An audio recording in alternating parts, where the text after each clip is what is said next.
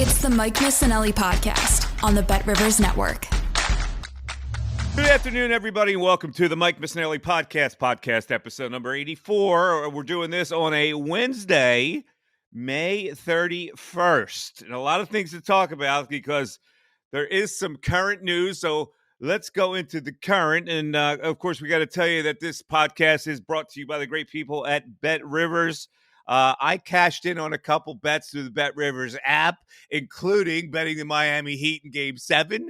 Also, we'll have Alvin Williams coming up. Alvin Williams, who does the broadcast for the Toronto Raptors, is well-versed with Nick Nurse's coaching style, and also, of course, a former Villanova star. We'll talk a little bit about the Villanova Wildcats with Alvin Williams. So let's get into what we call at the top of the podcast, the current. The Sixers get their man. Arguably, he was the number one choice by everybody out there. He was the highest profile coach who was available. Nick Nurse, who got let go by the Toronto Raptors after a very successful run there in Toronto, and then it kind of weathered at the end and withered. So let's see what we have here with Nick Nurse. By all accounts, it's a good hire for the Sixers. Now, he does things differently. So again, for me, the personnel has to fit. It has to blend. I am less concerned with the coach's name than I am about the players who blend. I think if you get players that blend, the NBA is a players' league. You have to have players that are like gears that mesh together. We have seen it in the playoffs. The most connected teams are the ones that win, and you just can't tack a star onto a team and think you're going to win. They have to blend. With the players, the coach is responsible for bringing out their best attributes and blending. Okay, so Nick Nurse has pretty much done that in his career. We're talking about a guy who has won some championships. He's won 3 championships. 2 were in the G League, but I think it proves that he can coach guys into a collective that can win. And, of course, the NBA championship in 2019 that we remember very well, with Kawhi Leonard leading the Raptors and the 4 bouncer that went in. They went on to win the NBA title under Nick Nurse. So the resume is pretty good. He is also known as a very innovative defensive coach. He does some wild things that his players buy into. And we'll get to that later, whether the Sixers have the personnel to buy into the things he does. If you remember, in the 2019 final, he sprung a box and one on Steph Curry. Now, that is unheard of on an NBA level. You'll see that in college. You'll see it in high school where you shackle the star player. In the NBA, it's rarely done because it's a switching defensive league with athletic players who could play multi-positions. He did the box and one on Steph. It worked. He loses Kawhi, okay? And everybody goes, there goes. Nick Nurse takes Toronto to a 53-19 record the next year. By switching his philosophy to longer athletic defenders and using, of all things, a full court press. Now, NBA players don't like to do that either. And the one drawback that Nick Nurse has is he'll run his starting players a little longer than most. In this day and age, in load management and being conscious of resting players through the regular season, he's managed to play his starters a lot of minutes. I don't know if that's going to work or not.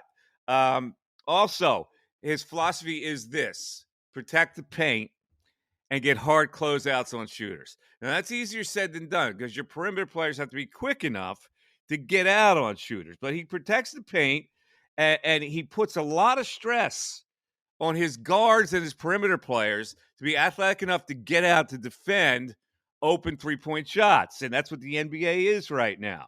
So let's now project that to the Sixers. Does that mean that James Harden, if he's here, Tyrese Maxey, Tobias Harris could be those type of players that can get out on shooters? I'm thinking that he's going to have to be innovative with this particular personnel. We don't know if Harden's going to be back yet. But if he is, how does he utilize Harden? Okay. Now, he doesn't play a lot of drop coverage.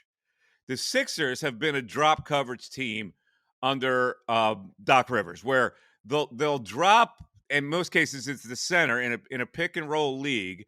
The drop defender is the one that guards the screener. So the screener comes up, the guy follows the screener. The Sixers have kind of backed off that philosophy where they don't go to the guy who's screening the player so they can be in position on a pick and roll or defend the pick and roll. Nick Nurse likes to get his guys out on that. He doesn't play drop coverage. He makes sure his guys get out on the screener and be quick enough to defend if that guy who gets the ball in a pick and roll is going to go to the basket. So now we have an MB problem. I've already given you a Harden, Maxey, and Tobias problem. Now we have an MB problem. He also his half-court offense was not very good. The Sixers are a half-court offensive team in their current form, right? James Harden is not a transition player. The Sixers were not a team that moved the ball a lot. He likes cutting, moving players on his offense in his half. But his half-court offense wasn't very good last year for the Raptors, and that was one of the reasons he got fired. So we're talking about a guy who is adaptable as a coach, who may have to adapt with this personnel unless Morey changes the personnel drastically in the offseason, which I don't think is possible. Now, he's got association with Morey, so he knows what Morey likes. Morey knows what he likes. So at least we have that kind of blend because they worked before in Houston, and they know each other. But here's the thing that he's different. Most people will tell you than Doc Rivers, that he is a great in-game play designer. So in other words, he reads what's going on and he adapts to it and he designs plays to attack whatever the other team is doing. Doc Rivers didn't do that very well. For all Doc Rivers was, he wasn't a great in-game play designer to counteract what a team was doing. So that's Nick Nurse in a nutshell. So let me bring in Darren, producer Darren. Darren, the hire, your opinion of the hire. I think it's the best hire they could have made. Whether it's going to work is another matter. The impression of Doc Rivers in this city is, like you said, he doesn't do anything in game, particularly in the fourth quarter when this team has melted down game after game in big spots year after year. The big leads against Atlanta, against Toronto, falling apart against Boston at the end. So, and what Nurse does, like you said, he brings in an in-game strategist where he's going to design some plays at the end to change the game around. How about, how many people screamed and for how long at the end in the fourth quarter? Do something different, run a play. And Doc just seems to run them out there. Just go ahead, do your thing. It'll be interesting to see how this team responds to Nurse. All right, here's the other thing about Nick Nurse. He's not afraid to rip his players in public. All right, now. Most NBA players loathe that, and that wears out. This is like a hockey coach who does that. If you look at all the hockey coaches that burn out, most of them, and like give Tortorella for an example, most of them get tired of getting ripped by the guy. Now, in the case of the Sixers, I think it might be good. Now, I don't know about if Harden's going to be back because he doesn't care about who the coach is or what the coach says. He's going to be James Harden, and he's not going to be offended if he gets ripped. But he could hold it against you. I think this does wonders for Embiid. I think whenever Embiid is challenged that he's not doing the right thing to exemplify his talents, he comes back with a vengeance. We've seen it many times, even when Shaq and Barkley rip him. He makes sure, he gets mad and he says, yeah, I'll show those guys. I think this could be good for Embiid. Oh, yeah? The guy doesn't think I'm doing what? Wait, do you see this?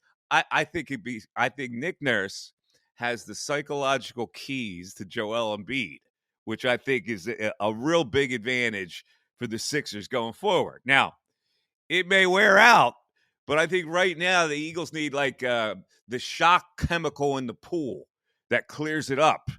And I think that maybe is Nick Nurse right now. All right, so there you go. The new chapter with the Philadelphia 76ers, but kind of the same old personnel. If they lose Harden, what do they do? I think he could be innovative enough to get around losing Harden and not replacing Harden with a star, but just rolling with a Maxey and then finding guys like the Scotty Barnes of the world who fill in that way. And I think the Anthony Melton could be utilized pretty well by Nick Nurse. He's not as talented as Scotty Barnes, but the Anthony Melton type players usually flourish under Nick Nurse. Who knew about Fred VanVleet? He made Fred VanVleet into a really good player. So we'll see what happens with that. I think it's the best hire they could have made in retrospect. I think it's better than Budenholzer. I think it's better than Monty Williams. I think it's certainly better than Mike D'Antoni, where everybody was afraid that he would be the coach, and they finally got him. And I thought it was noble what Nick Nurse did in Milwaukee. He wanted one of two jobs. He either wanted the Phoenix job or he wanted the Sixers job. The Sixers made a harder push, and they also had Morey in his corner for him to select Philadelphia. The Milwaukee job, he figures if he pulls himself out of that, his assistant Adrian Griffin gets it. So he's a nobleman. He pulled out of Milwaukee. Adrian Griffin gets that job. He gets the Sixers job. Everything went well for the guy. He got the job he wanted. He got his assistant the job that he wanted to break into the NBA as a head coach. So nice job by Nick Nurse. And we are working on getting Nick Nurse on this podcast. I can tell you right now that we're working really hard on getting Nick Nurse to sit in on the podcast. So hopefully we can get his philosophies directly. But that's all we got with Nick Nurse as the Sixers coach. All right, let's move on to the NBA playoffs because it's worth talking about. The finals are finally set. It's the Miami Heat who survived after going up 3-0, then lost 3 straight. And we'll get into the dynamics of that Game 7. They will play the Denver Nuggets. So I'm going to tell you right now, Denver wins it in 5. All right? I'm sorry. I think the Heat is a great story. The Denver Nuggets are the most connected team in the NBA. If there's a game they're going to lose, it might be Game 1 because they've sat out 11 days, and Miami's coming off a high. But to me, Denver takes control of this series. I think they win it in 5. They win Game 5 at home. They lock up the series. I've already bet it. I bet it 2 weeks ago when I didn't even know who the opponent was. That's how highly I think of Denver. And right now, it's a very high price to bet Denver. So I got it at the right time as they play the Miami Heat. But let's look at Game 7. The Heat did what I call survived and conquered. It's funny how people react to certain things.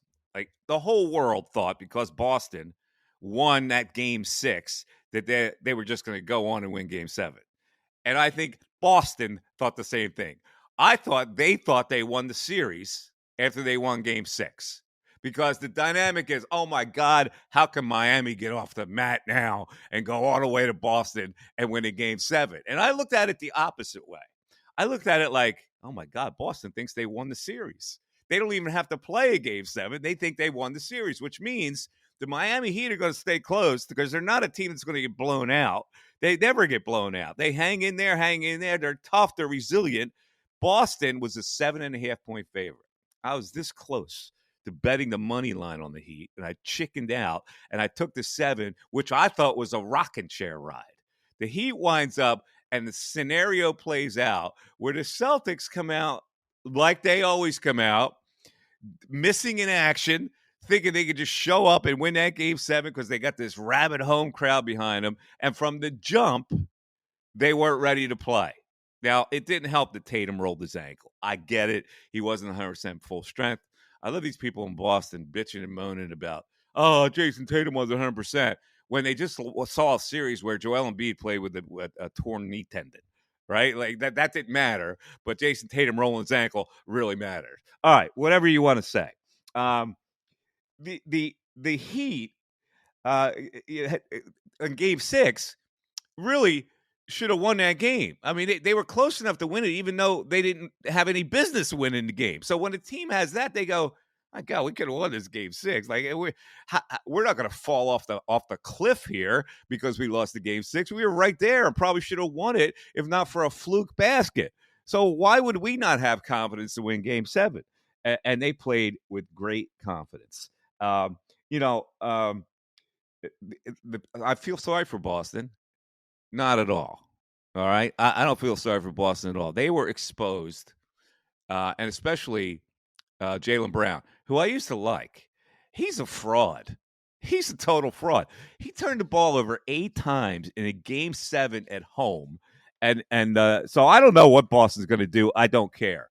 They're a flimsy team. They always were a flimsy team. The Sixers should have disposed of that team. They didn't. And then Boston got their comeuppance. It's the Mike Missanelli podcast on the BetRivers Network. Of course, the hot story in Philadelphia with the new coach of the Philadelphia 76ers being Nick Nurse.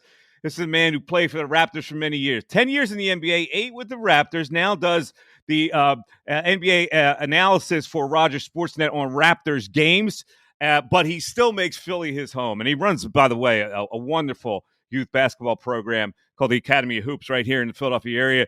He is the pride of Villanova and also the pride of Germantown Academy. Alvin Williams joins us. Hello, Alvin. Hey, how you doing, Mike? Doing good. Let's get the business hand because you've been around Nick Nurse for a while. So tell the Philadelphia fans what they're getting here as a head coach for the Sixers replacing Doc.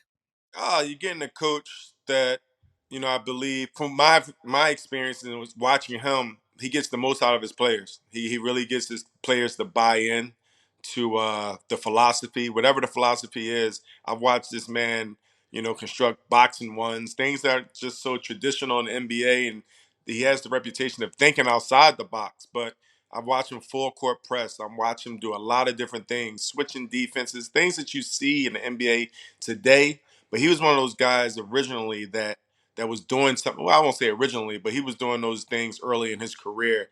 But the biggest thing was no matter if it was a veteran team or a younger team, they all bought in and they did it with detail. They did it with intention. So that let me know that he has the ear of the players in that locker room. They're willing to do what he's asking them to do. And that's trust and that's, players buying in. So I think he's bringing that as well as, just that ability to hold players accountable and have a scheme and a philosophy that's going to work to the personnel.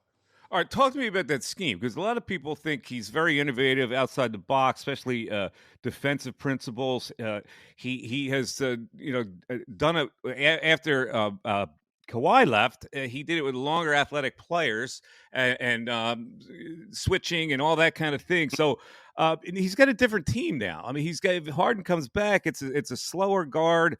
And with Embiid, you can't do a lot of the things that he would do with Siakam. So how do you see this adjustment working out? What kind of things do you think he would run with this kind of a team? I mean, outside of the junk defenses and just throwing things up or whatever the adjustments are, I think his basic or his fundamental philosophy will be pressuring the ball, a lot of ball pressure, which you think about a James Harden, just pressuring up at half court, like starting your defense, the point of your defense at half court and fighting over screens and not always switching or late switches after you fight over screens, being very physical on the defensive end. But and that goes well, I think, when you have a Joel Embiid that's protecting the paint. I know as a guard or former guard, when you had a big guy back behind you, it gave you the freedom and the confidence to pressure up. Because if you got blown by, you have somebody to defend you. So I think that fundamental philosophy will be there. But also, the players have to be ready for one to be in shape because it's going to be high intensity, it's going to be high level, and Nick has shown in the past that he will play his best players the bulk of the minutes. He's not really big on that load management stuff if he's finding out that's not helping his team win. So he's going to play his best players the bulk of the minutes. Is that good or bad in today's NBA? I love those guys don't like to play a lot of minutes in the regular season. Exactly. I love it. And a lot of the players they get the blame for it, but today's the way things are set up with sports science and how the players are monitored and where their levels are from energy level and performance and peak performance. It's so much that goes behind that who makes that decision of who is playing, how much they're playing. So, but I think they're going to have to collaborate because Nick Nurse is a coach. He has to win games. So I think his biggest thing is who's going to be out here on this floor and how long they're going to be out on this floor for me to win these games. Talking to Alvin Williams, of course, Villanova great, Germantown Academy great, and he is the analyst for the Toronto Raptors games. Also was an NBA assistant with the Raptors and director of player development at one point with the Raptors. So you just brought up something that's really intriguing to me, pressuring the ball. I don't see James Harden as that type of player. I think Maxey is also defensively deficient. The one guy that fits that category would be DeAnthony Melton. But I don't know if they have enough of those type of players. So will he have to change?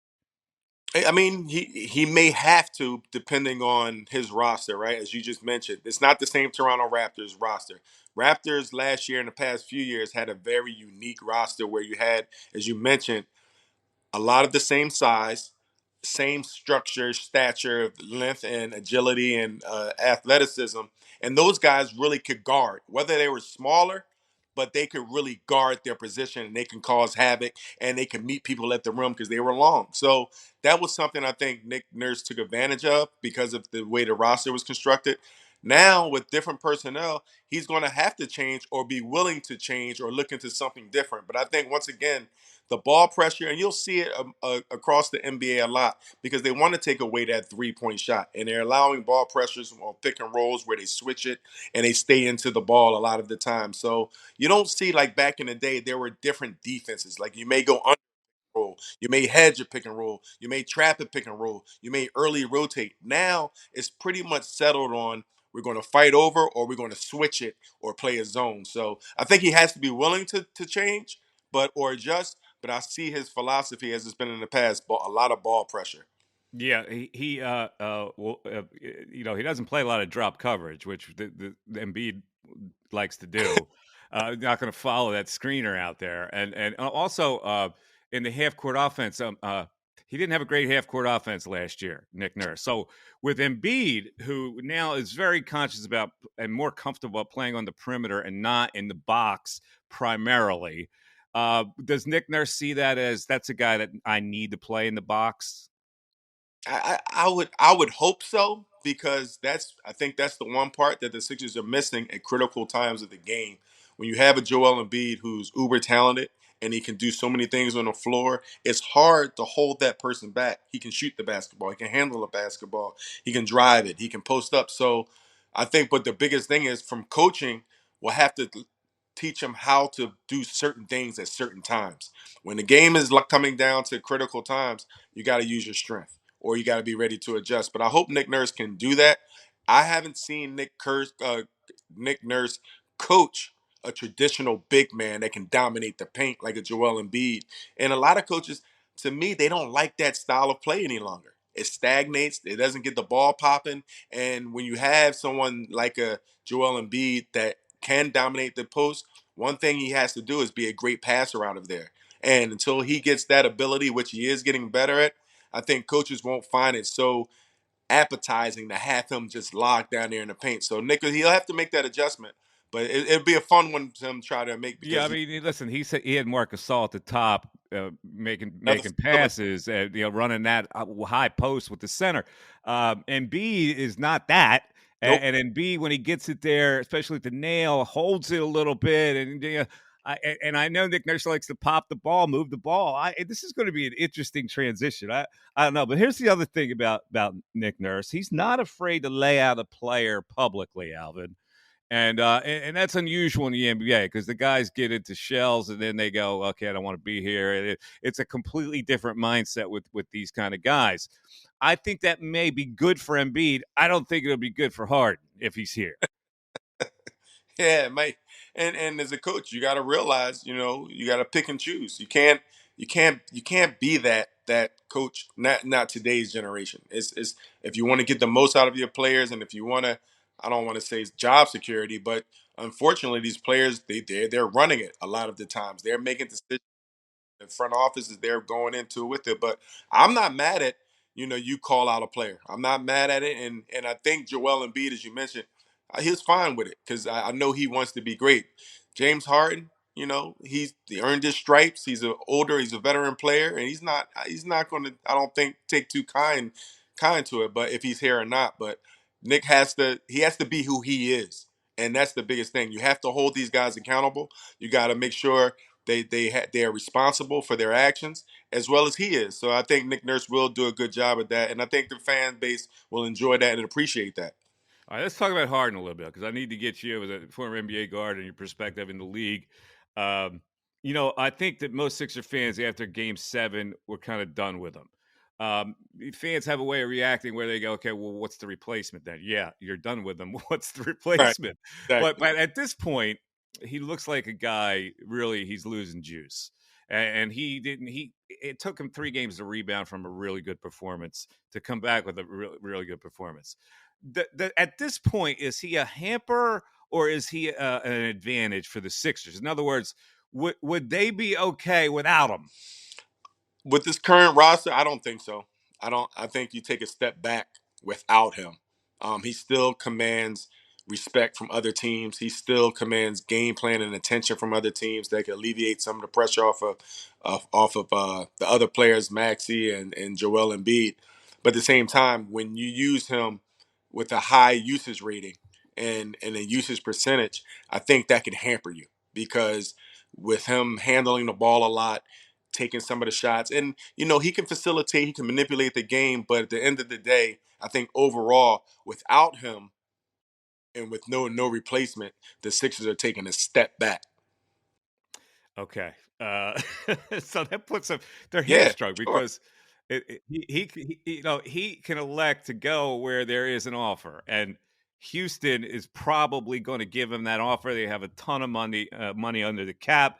Um, what would be the advantage for him to go there as opposed to staying with the Sixers trying to win something? Is he a type of player who's at that stage where winning, who cares? It's now about the money, it's now about my comfortability, it's my hometown Houston, all that kind of thing.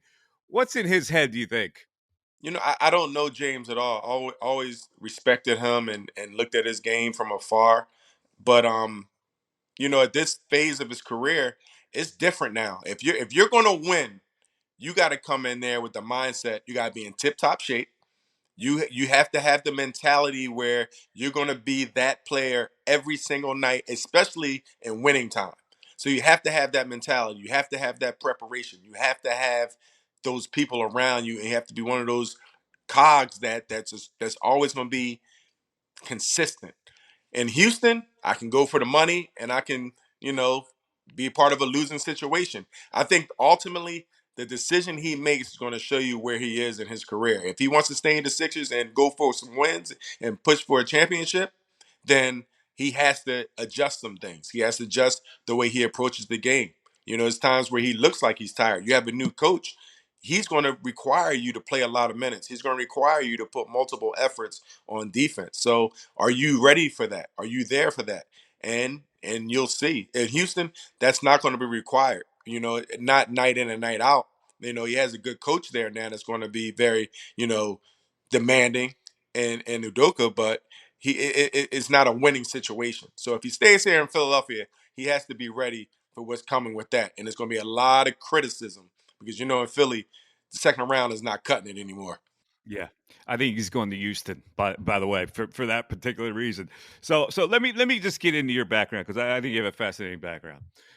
You wind up at GA, where GA is now starting to they're starting to build something there. You had the Episcopals, and they would get those kind of players. All of a sudden, here comes GA out of the box with Fennerty, and you get there, and you really start the resurgence of GA basketball. And who else went with you? Who was on your GA team that year? Oh, well, I got an opportunity to start as a freshman, so I've had multiple players. I had starting out a guy by the name of LT Talley.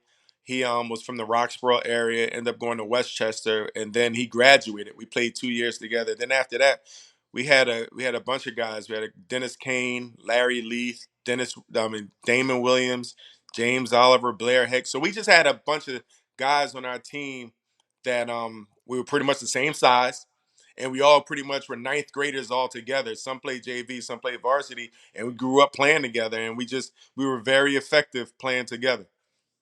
Yeah, you were the star resurgence for him. Now, where would you have gone if it wasn't GA? How did you get the GA? Obviously, you recruited the GA, but where would you have gone? So that's the story that everyone thinks I was recruited there. I went there in seventh grade, and Oh, you did? yeah, I Okay. left. I left a public school in my neighborhood of Mount Airy, FS Edmonds, and I would have went to Leeds, and then I would have went to Martin Luther King. That were my neighborhood schools. But my dad, he always said, "I want you to see something different." And I remember my first time visiting Germantown Academy. Like I left my school in sixth grade and visited there for the day, and I thought it was paradise. I saw kids eating lunch under the trees. They were barefoot. They were sitting on the grass.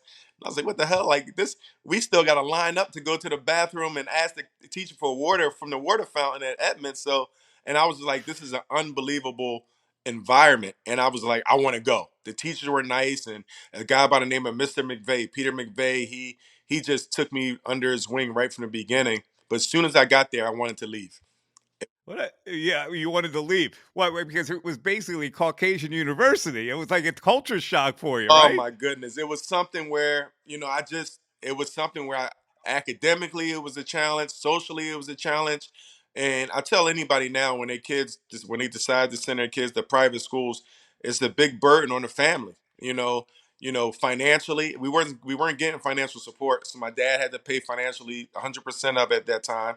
Um the location, I couldn't get rides all the time. So other people had to sacrifice in the household. So it was a big burden on our family. So it was something where it panned out, but it was my dad's dream to have me witness and be a part of and share cultures and just have more experience. Basketball was not it.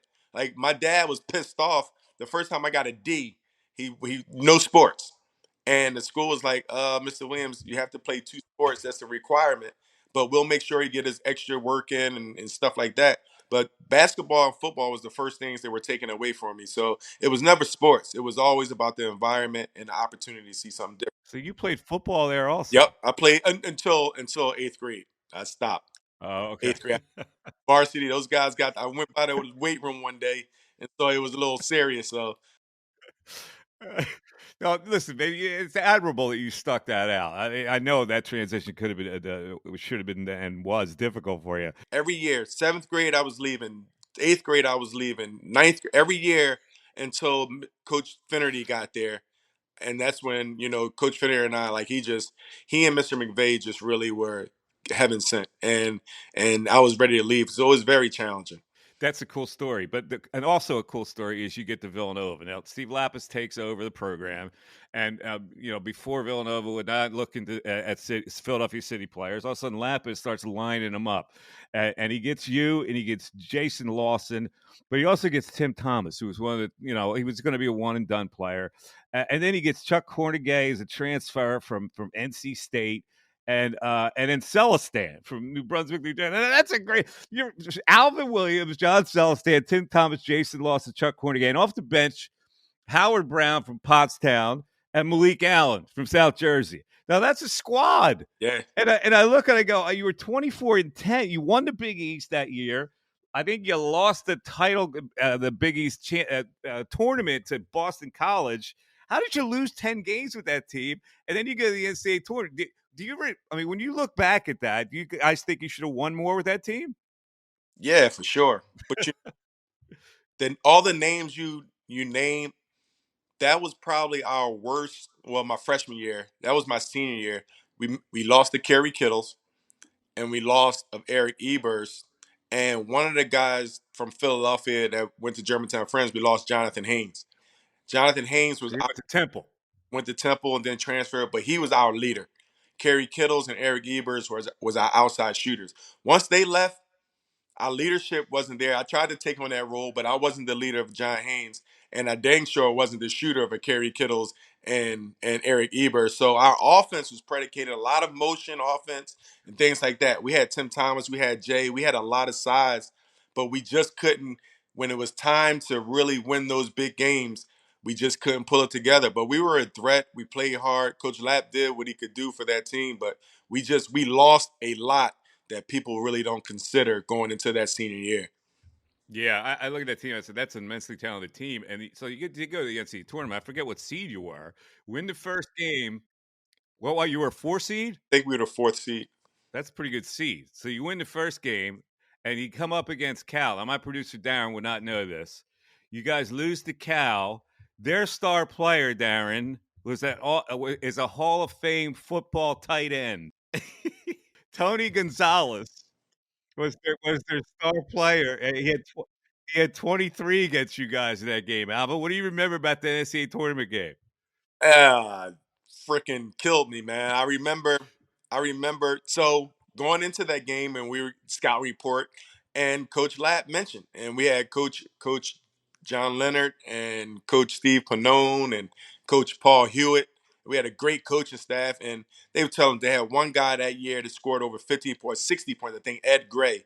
and he broke his ankle, so he wasn't playing. Yeah, he was a So good player, Gray. Yeah. he was a very good player. And the other guy, they were like, yeah, they have a guy that he plays three, football guy. He really plays football, but that was pretty much it. So we're playing, and I'm like, all right, this dude's kicking. He's physical. Like Tim Thomas couldn't do anything with him. He was just really physical, getting Tim Thomas up in the air, pump faking, and getting Tim in foul trouble and stuff like that. And then we just looked at the end of the box score, and he had 23 points. So I'm like, all right, well, I was pissed off, but I didn't realize I was really pissed when I looked at the game finally 2 years later, and he averaged about 4 points that season. And I'm like, Tony Gonzalez kicked our butts, man. But at least I can say it was Tony Gonzalez and not. Yeah, it's amazing.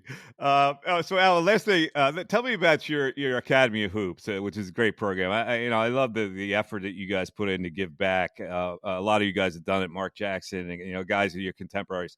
Tell me about the program and what you're doing with it. Oh, it's just something we started right pretty much after I retired, and it came back in the area. And this when the AAU craze was something. It's been going on forever, but I really started looking into it, and I started thinking that kids weren't really learning how to play.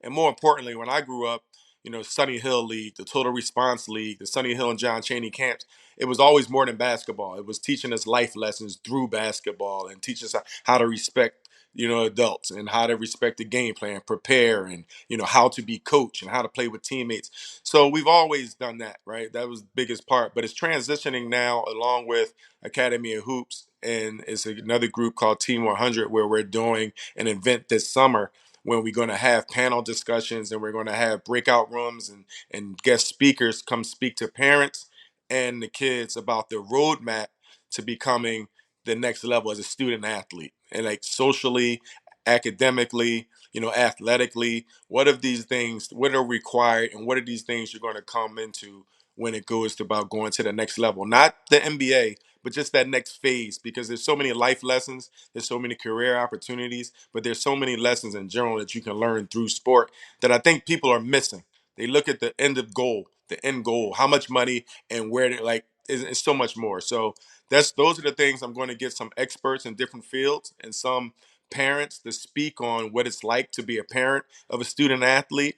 I've done some great interviews with Jalen Brunson and DeAndre Hunter and his family, and they just talked about it. And also the siblings. Some siblings, they get caught up in trying to follow the footsteps of the person that's doing really big things and have the notoriety, but that may not be their path. And does that damage some of the family dynamics? So it's always trying to keep that family together through information. So that's something that the Academy of Hoops and Team 100 is doing, and I'm excited to get that first event off in September.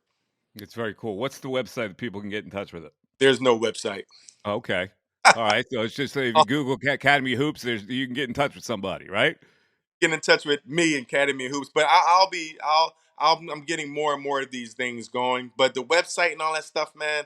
Once the pandemic hit, everything just lapsed, and I never got it going. But things are really going forward with everything. So Cool. no website, maybe some social media accounts or something that'll be coming soon. All right, so keep your eyes peeled for Academy Hoops. Good, it's good stuff.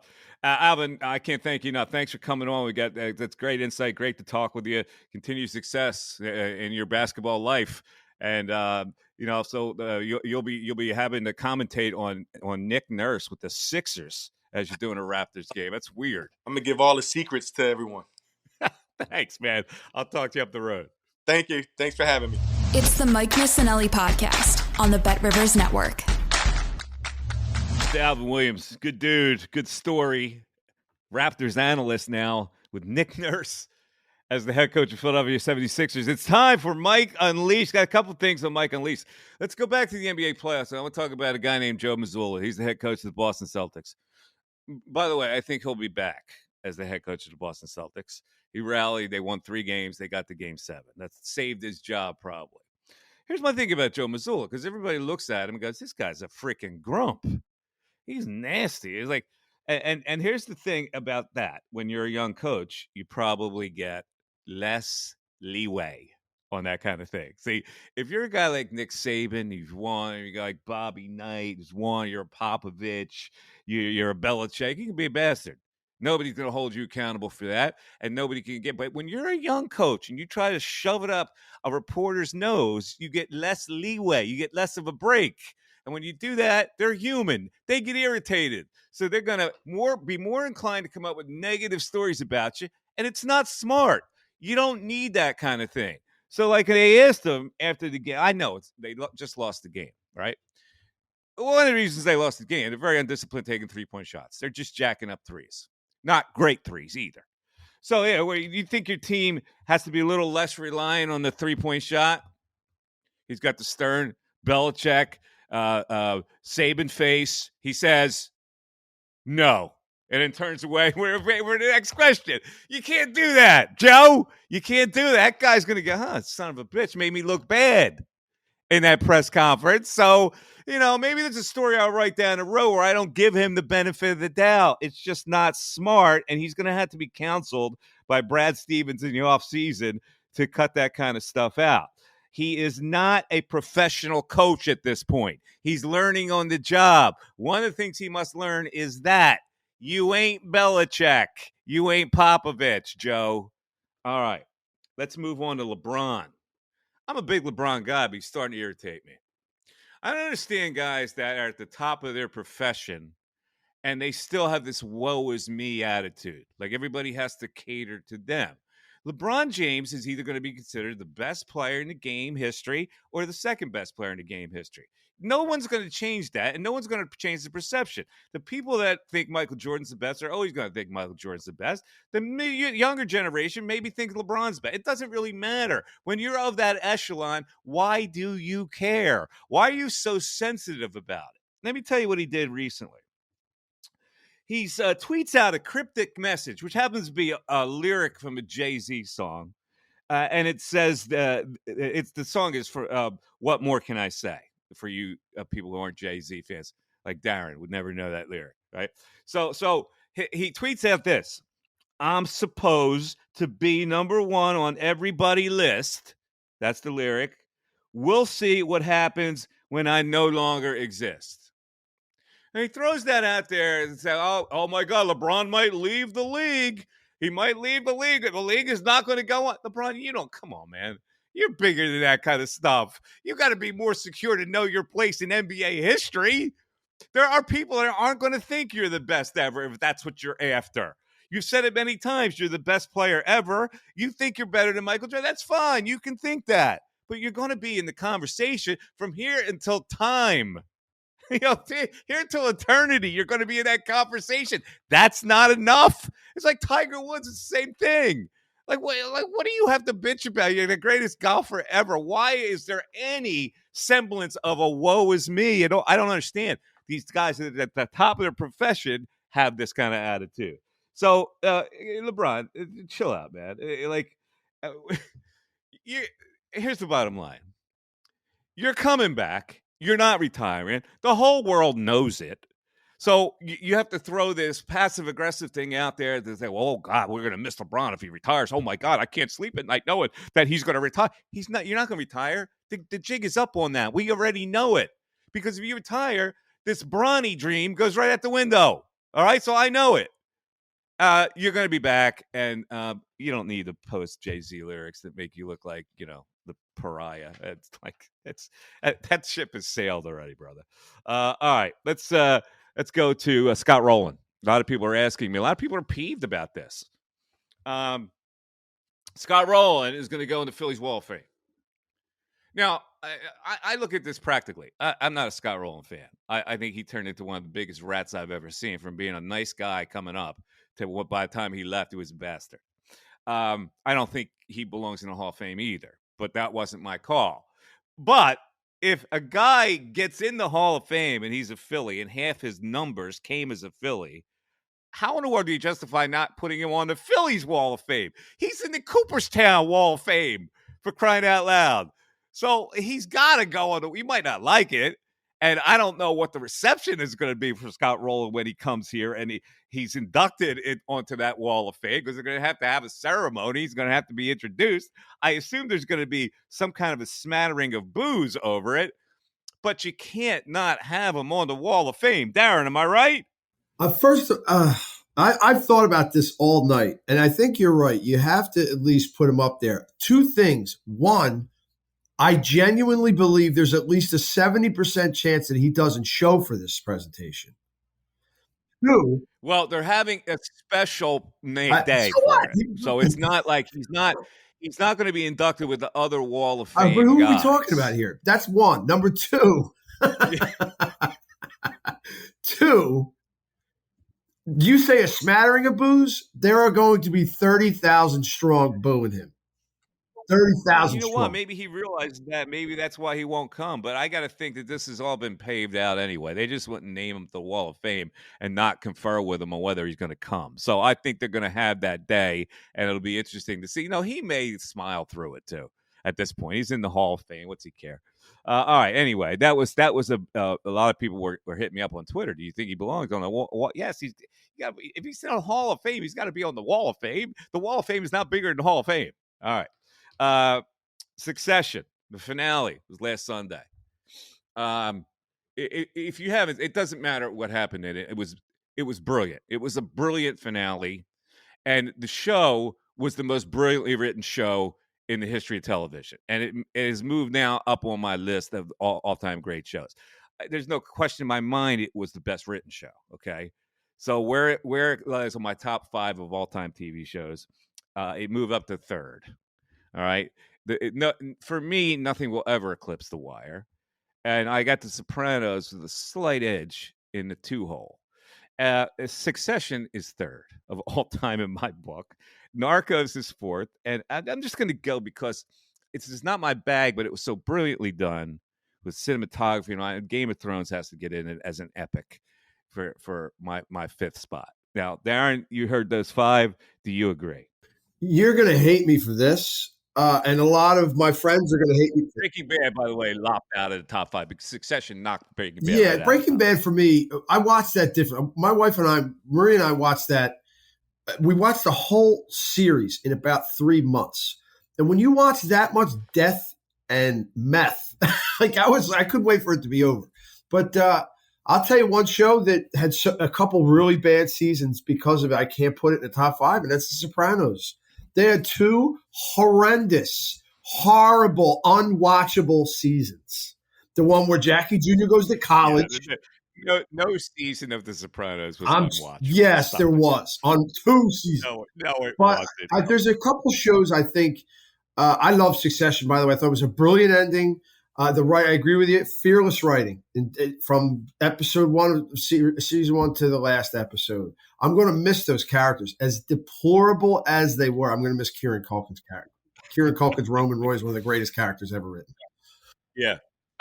Listen. There's a couple of people that say I couldn't get into it. I go, what did you not get into? The writing is so captivating; it lifts you on a magic carpet ride. That's how good the writing is on it. But anyway, there you go. I just had to bring that in. All right, now Memorial Day weekend just passed. I hope everybody had a good Memorial Day weekend. I had a really good event at the winery that I'm a part owner of. It's called the Tally Vineyards in Cape May Courthouse, New Jersey. And it was called Cellar Talk with Mike Missanelli. And I appreciate so much the people that came out to hang out with me. I mean, people are great. I sat with a lot of them and chatted. And a guy brought me, it's funny how people remember things. So this guy remembered my love for the Godfather movie. The guy goes, I have a gift for you. What is it? So he brings me over this bag, and I'm going to show it to or stream. You can't see it. I put it on Twitter, but there it is. It's Jenko olive oil. Now, if in the Godfather, if you remember, they were olive oil importers. In the Godfather 2, they go to Italy and they had to get Don Cheech's blessing to do business as Jenko olive oil. The concierge at the time was Jenko. Pop got Jenko. Look who I got. If you remember Sonny Corleone spouting that off when he was ripping Tom Hagen. So it was Jenko olive oil.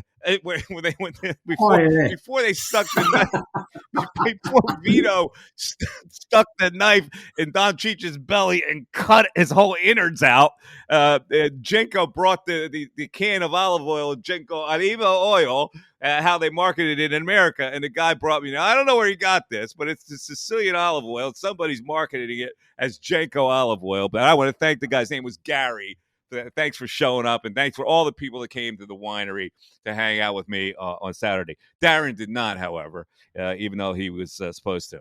Did not hang out. He had other plans. My lives are dictated by my daughters, as you well know right now. So things came up. Yeah, he had other plans. He couldn't make it. He texted me at 4:00 in the afternoon when the event only had one more hour left. Hold on, you were supposed to hang out with me and Johnny Clark Saturday night. You bagged on us on that one too. Really nice. It's really nice. So my point is, if you're in the neighborhood of K-May Courthouse, New Jersey, you're down the shore, take a day trip out there, man. It's a nice thing. Get to the Natali Vineyards, drop my name. They'll give you $1 off the wine. You go through a sampler of the wine. It's fantastic. It's a nice place to hang out outside. I was hanging out with my buddy Tom Stathakis, and a lot of people came over. My hometown friend Chuck was there. It was cool to hang out with a lot of people. So thanks, everybody, for coming. All right, let's close it down. This podcast, of course, is brought to us by BetRivers. I've already bet the Denver Nuggets, as I told you before. I actually bet the Heat in Game 7, by the way. So I'm on a winning streak right now. I got Denver winning it in 5. Mike, I have a nugget for you on the NBA Finals. Got a nugget on the Nuggets? Pat Riley, right? This is his 19th Finals, either as a coach, a player, an assistant, or an executive. His 19th NBA Finals. That accounts for 25% of all NBA Finals. Pat Riley involved. Yeah, that percentage is going lower this year. They're getting smoked in 5 games by the best team in the NBA. I didn't say win. I said involved. Denver Nuggets. Congratulations to Pat. Yeah, slick back the hair and get ready to get beaten 5. All right, so don't forget, TallyVineyards.com is how you can get the website. You can order wine right online. And I also want to tell you about NaturalLawn.com. Because my lawn's looking spectacular thanks to my friends at Natural Lawn. They just put the mosquito control on, which kills the larvae. You won't have to worry about mosquitoes for the rest of the summer. In addition to putting natural ingredients to fortify your lawn's going to look amazing. Just go to naturalawn.com. You can reach me on my website, MikeMiss.com. You can check out all the things that's going on. I've got a weekly video blog going on. Every Friday I do a weekly video blog wrapping up the week that we've talked about here. You can subscribe for free. You can also email me at mike at MikeMiss.com. Check me out on Twitter at MikeMiss25. You can get my book, The Adventures of Shima the Shiba. Just go online, go to Amazon.com, put that in, go to BarnesandNoble.com. I've reduced the price of it for people. Very affordable now, a great kids book. I'm proud of it. And we're going to have some news coming up on how you can get Mike Missanelli podcast hats and quarter zips and golf shirts. That's right. Stay tuned, and we're going to give them away. We're going to have some contests. We're going to give them away. It's going to be fantastic. It's all going to be in conjunction with my website. So stay tuned for news on that. The logo looks fantastic on a hat. I showed Darren. Did you see it, Darren, a little earlier? Yeah, it's beautiful. Put a beige one aside for me, will you? It's a beautiful logo on the hat. I want to spread the word on the Mike Missanelli podcast. All right, everybody, have a great rest of the week. Thank you so much for listening to the podcast. And this was podcast. What was this podcast number? 80-something. Unbelievable. It was number 84. So 84. So stay tuned for the next one coming up soon. Have a great day, everybody. Be nice to everybody. Be kind out there. And we'll talk to you later. Bye-bye. Thanks for listening to the Mike Missanelli podcast on the BetRivers Network.